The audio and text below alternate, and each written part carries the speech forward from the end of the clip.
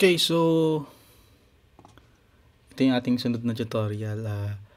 So gagawin natin ngayon ay gagawa tayo ng access package at i-assign natin sa specific group. So ano ba alam naman natin na yung access package is yung parang package siya. So meron tayong tinatawag na catalog. So container siya ng mga resources, iba't ibang resources. Tapos ipa-package mo yun ay mga resources na yun, tapos ibibigay mo sa specific group, sa specific user. And so sabi dito, kung sino man yung gagawa ng catalog or yung container ng mga resources, yung laman or groups ng mga resources, siya yung pinaka owner ng catalog na yun. So ayan, so paano ba gumawa ng access package? So punta tayo dito sa may ID governance, entitle management, access package. Yan. Gagawa tayo ng access package. Let's test yung new access package. Sabi natin IT department.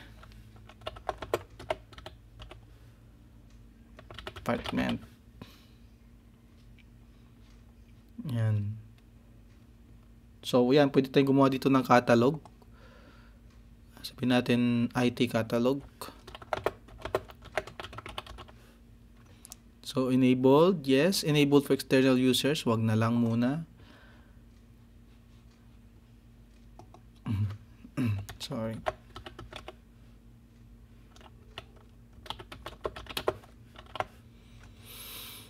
Yan. Tapos, next. Ayan. Dito, sa resource rules, makikita natin dito kung ano yung groups or teams. So, sa application tayo, ano yung mga applications na bibigay natin sa users. Yan. So, ito yung mga applications na meron tayo sa testing natin. So, lagi natin web app test. Select natin to.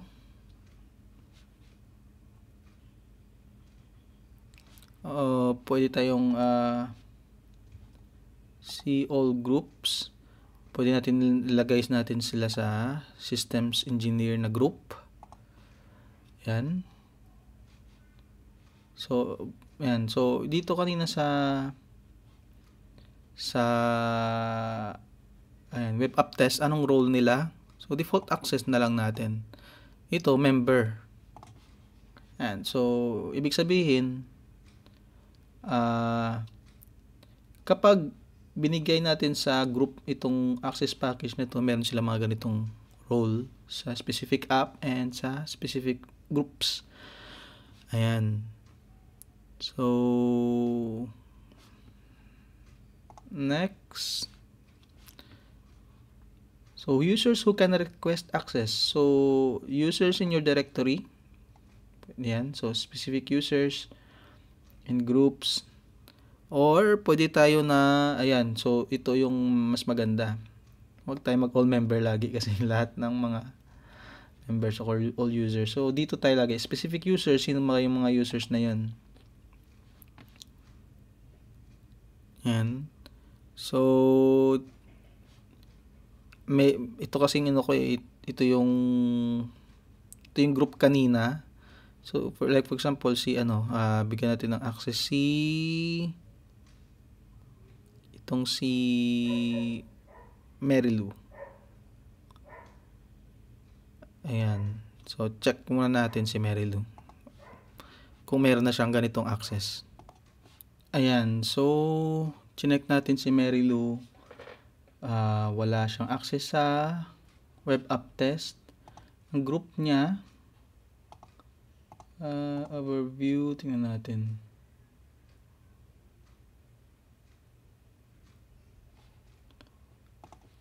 wala rin siyang group. Groups I am in. Ito pala. Yan. So, ito lang yung group niya. Hindi rin siya member ng systems. Yan. So, okay. So, test natin. Si Mary Lou, select. So, ito, require approval. Require ba natin ng approval? So, pwede rin. Require natin ng approval. So, require, ibig sabihin nito, mag-approve nito ay, yan, ito. First approver. So, wag na lang natin require ng approval. So, yeah, mostly kasi nire-require nila yan eh. So, ngayon wag na lang natin, no? Para mabilis. Ayan, so, enable new request. Allow managers yan. So, select natin itong mga to. Select natin itong mga to. Yan. So,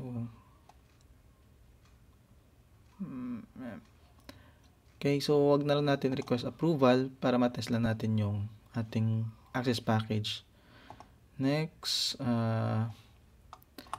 request information.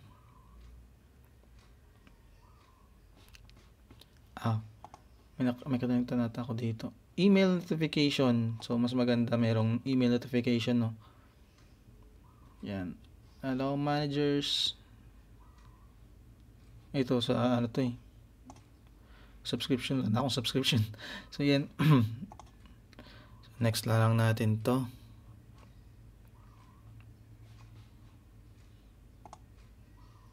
Yan. So, expiration ng access package. So, nalagay ko 365. So, every year. So, users can request specific timeline. So, pwede sila mag-request ng specific timeline. So, access review. Wag na lang natin i-check itong access review. Kasi parang, alam ko nire-review nila lagi yan eh. Ng admin. And so, parang every 65 days. Yan, review. Parang, wag na lang. Next, rules. Okay na to. Create na tayo. So, create. Oh, may error. Okay. So, description. Wala akong nalagay yung description. Access for IT. Pero maganda dito, mas maganda is group yung ilagay nyo dito. Yan. Okay. So, view and create na tayo. Create.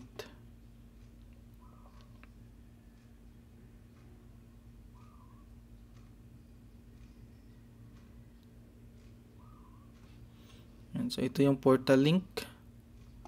May access. Check natin ulit kay Mary Lou.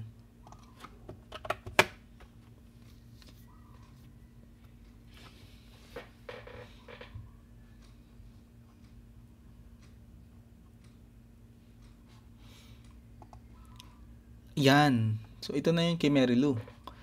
So, request details. Yan. Copy link. Ito yung resources. Yan. Ito yung binigay sa kaniyang resources, di ba? So, maganda talaga itong access package. For automation din. Like, for example, may bagong user sa group na binigyan natin ng access package. Automatic na sila na member na sila or meron na silang access sa mga resources na to. So, yan. So, continue na natin.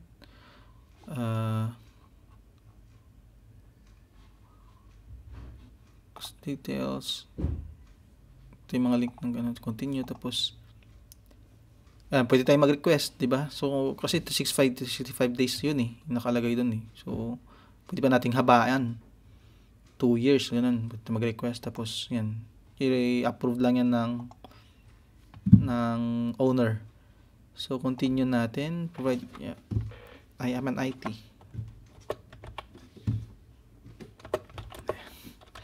Yan. Submit request. Automatic na yan na mayroon siyang access.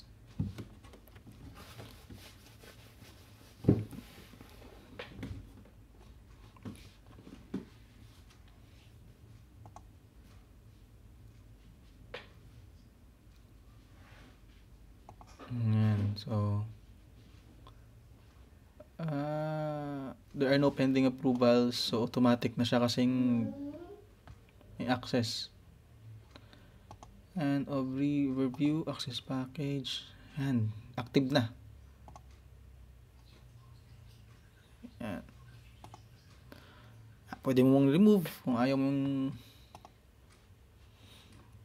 Yan, ito na. So, yun. Tayo dito sa account ni... Yan. Sorry. Yan, dito yung may apps. Yan.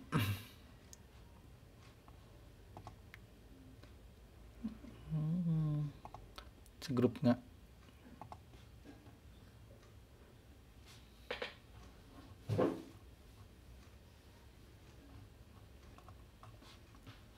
Yan, member na siya ng group.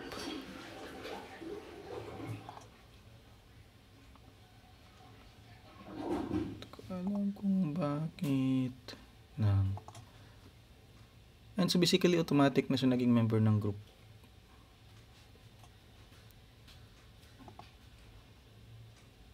And already have access sa mga resources na to. Okay. So, yun lang po.